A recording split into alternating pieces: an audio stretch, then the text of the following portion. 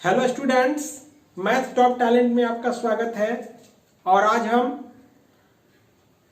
अपने वही पुराने टॉपिक ज्यामिति से कोण को लेकर के उपस्थित हुए हैं और उसी का आज हम 11वां जो हमारा टॉपिक था, जो पिछले वीडियो में आप लोगों ने देखा है, तो उसी 11वां टॉपिक जो है अंतःकोण यानी इंटीरियर एंगल, इसके बारे में हम जानेंगे कि अंतःकोण हम किसे कहते हैं। तो सबसे पहले हम अंतःकोण के बारे में जानें, उसकी परिभाषा को समझें।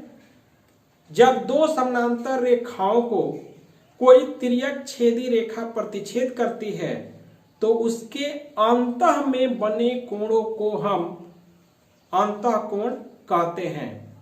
जैसे ये दो रेखाएं हैं जिसका नाम हम M और N रख रहे हैं और इसे एक तिर्यक छेदी रेखा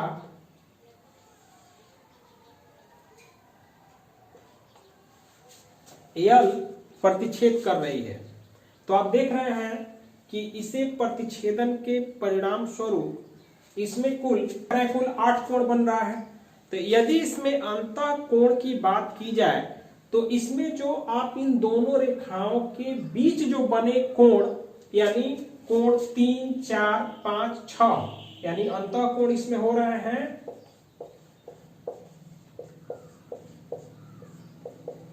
कोण 3, कोण 4, कोण 5 और कोण 6। यह जो कोण आप देख रहे हैं यही अंतःकोण है।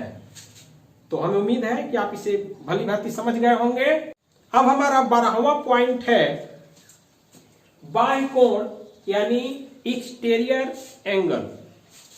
तो बाह्य कोण के बारे में हम जानेंगे। तो यह भी बिल्कुल अंतःकोण की तरह है। जब दो समानांतर रेखाओं को कोई तिर्यक छेदी रेखा प्रतिच्छेद करती है तो उन समानांतर रेखाओं के बाह्य में बना कोण बाह्य कोण कहलाता है। जैसे आप देख रहे हैं कि M और N दो समानांतर रेखाएं हैं और जिसे एक रेखा L इसे प्रतिच्छेद कर रही है और इस प्रकार जो कोण बन रहे हैं, यहां 4 कोण यहां और 4 कोण यहां, इसमें जो इन दोनों समानांतर रेखाओं के बाहर के तरफ यानी कोण 1 और कोण 2 और कोण 7 और कोण 8 जो कोण है वह बाह्य कोण है, क्योंकि वह बाहर की तरफ है। तो इसे ही हम बाह्य कोण कहते हैं। अर्थात हम यहां चाहे तो लिख सकते हैं कि बाह्य कोण बराबर कोण 1, कोण 2, कोण 7 और कोण 8। तो यह जो कोण बना यह बाह्य कोण है। तो हमारा अगला पॉइंट है 13 नंबर संगत कोण, जिसे हम क्रॉसपोंडिंग एंगल भी कहते हैं। तो सबसे पहले हम संगत कोण की परिभाषा को जानेंगे और साथ ही आप जान लें कि यह बहुत ही इंपॉर्टेंट है। कई परीक्षाओं में संगत कोण से जुड़े हुए प्रश्न पूछे जाते हैं जिसमें हमें कोण ज्ञात करना होता है। तो थोड़ा सा आप इसे बहुत ध्यान से सुनिएगा।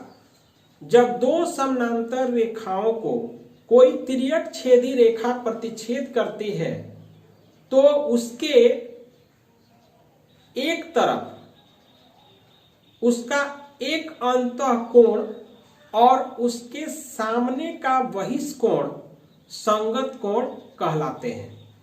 जैसे में हम बोर्ड पर देखेंगे, जैसे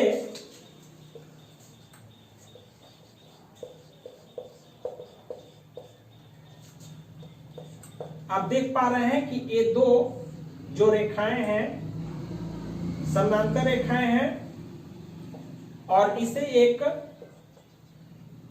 तिर्यक छेदी रेखा प्रतिच्छेद करती है। तो प्रतिच्छेदन के परिणाम स्वरूप प्रत्येक बिंदु पर 4 कोण बन रहे हैं, 1 2 3 4। यहां भी हम दिखा सकते हैं 5 6 7 8। तो अभी आप परिभाषा में देखे हैं कि एक तरफ के एक अंतःकोण का बहिष्ठ कोण, जैसे यह एक अंतःकोण है कोण 6, तो इसका जो संगत कोण होगा वह होगा कोण 2। अर्थात हम यहां लिख सकते हैं सीधे कि संगत कोण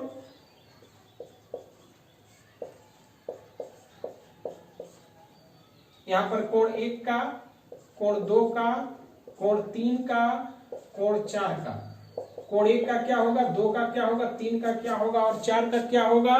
तो आप देख रहे हैं कोण 1, तो इसका जो बहिष्ठ कोण है वह है कोण 5।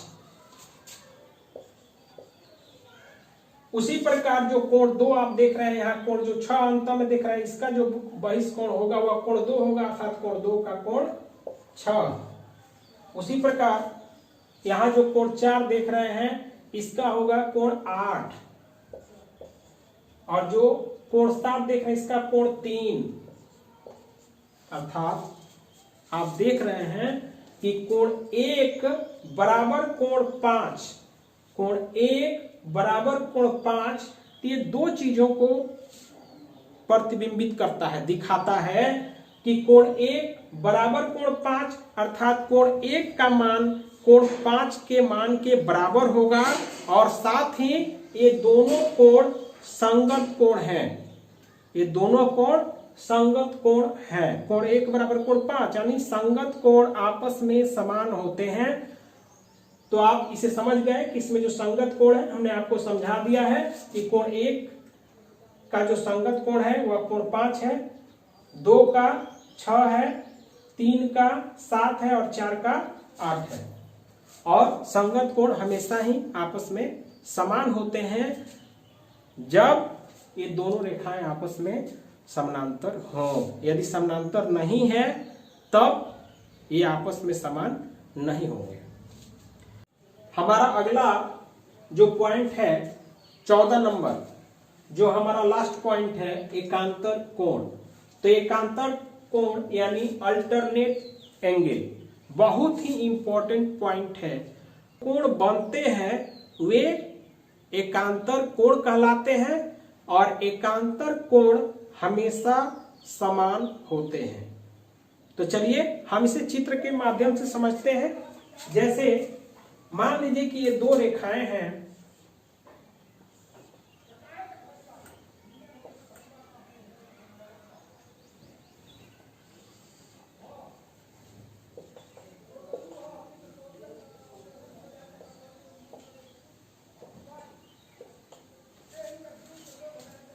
और इसे एक यल तिर्यक रेखा इसे प्रतिच्छेद कर रही है।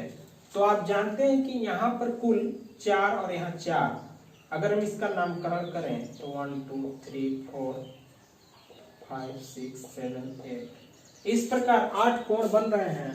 तो एकांतर कोण के परिभाषा से हम यह जानते हैं कि इसमें जो कोण 1 जो आप देख रहे हैं, यह इधर के कोण एक अंतर यानी एक को छोड़ के दूसरे साइड में जो कोण 7 है उसके बराबर होगा, यानी कोण 1 का एकांतर कोण कोण 7 होगा।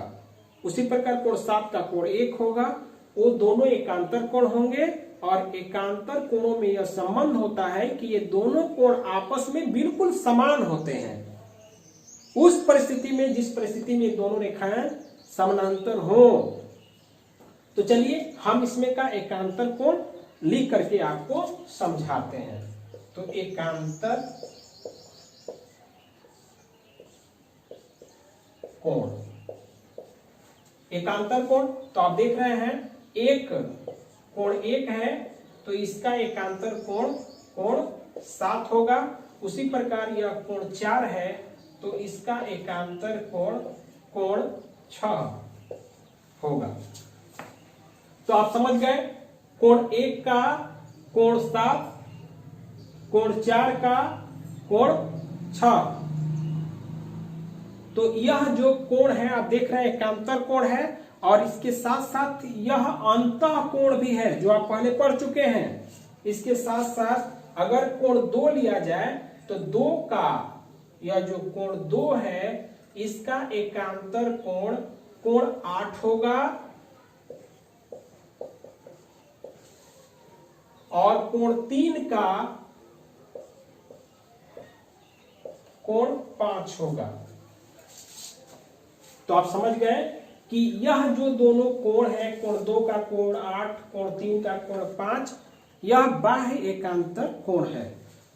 ये दोनों अंतः एकांतर कोण है, ये दोनों बाह्य एकांतर कोण है।